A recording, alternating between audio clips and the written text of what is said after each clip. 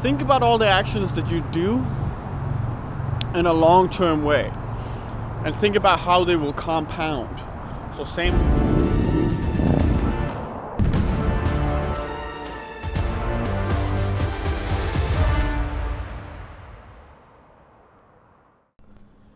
What's up, guys? This is Jonathan Normally, and I couldn't sleep, so I'm out here working, and it's currently 3:30 in the morning.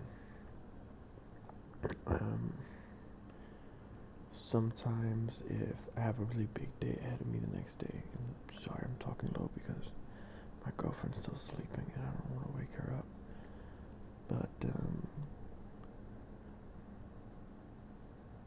we don't want to do that. And I have a really big day, or I really want to get something done, or I'm thinking about something too much at night, I have a hard time sleeping, so the best solution for me is to just get up and do it.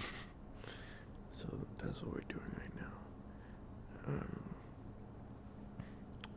I'm going to be pretty tired tonight, though. 4 a.m. is my usual kind of wake up time. Today was 3, so... And for some reason, those hours, they really stack on at the end of the day. So 8 p.m. will feel like 12 a.m. But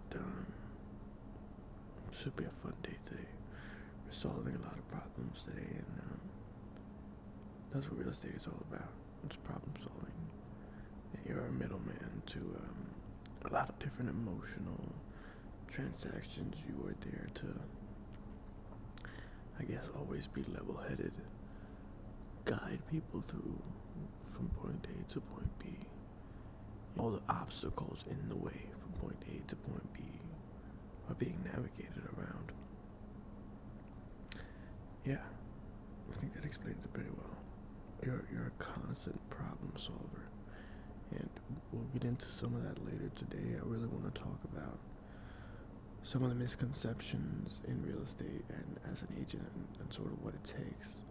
It has a lot to do with how, for example, when you watch the Olympics, right, they make it all look very, very easy, but that's years of dedication, that's years of waking up at whatever hour and going training, that's years of missing birthdays, dinners, Christmas.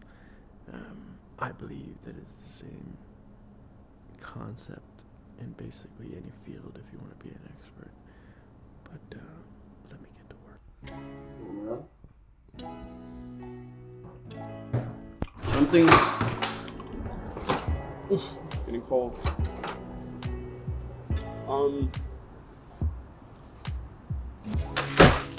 Something I find hard in the morning. Probably the hardest thing for me in the morning is eating. Oh. Sorry, music turned on. The hardest things for me to do in the morning, I get really cranky when I'm waking up. So, and it is early, but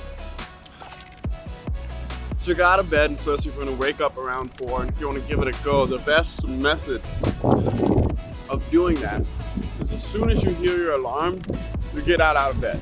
There's no turning around, there's no looking at the phone. As soon as you hear the alarm, you jump out of bed. And you prepare for the night before. You prepare the night before. So I have my pre-workout ready, I have my gym clothes all laid out. I have everything set up in an optimal way for me to be most functioning in the morning and to make it easier to get out of bed and also not wake up my girlfriend. Another habit that I'm trying to do is almost like a compounding investment, right? So try to do things that if you do them every single day, think about everything that you do during the day and think, okay, if I do this for an hour every day for the next 10 years, what is that going to result in? So if I play the piano 1 hour a day, every day for the next 10 years, the likelihood is that I'll be pretty good at it in 10 years. But let's flip it, right? Let's say you go out with your buddies, you go to movie nights, and you have drinks every night. What's the likelihood that that's going to result in 10 years? Probably not a positive turnout. So think about all the actions that you do in a long-term way, and think about how they will compound.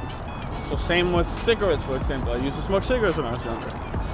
It's like, okay, if I do this every single day for 10 years, is there a chance I might get cancer? Yeah. So I should probably stop. It's a good way of thinking of things. And it'll put some reality to your actions, even if, you know, you're playing a video game an hour a day. It's like, okay, in 10 years, will you be a professional at that video game? And you want to think about it in that term. Short-term pleasures turn into long-term. And it's a dangerous thing. Habits are a dangerous thing, but it can also be the things that make you. So be careful about your habits and set them now. And I'm not saying, you know, do shit that you don't like all day. But find productive things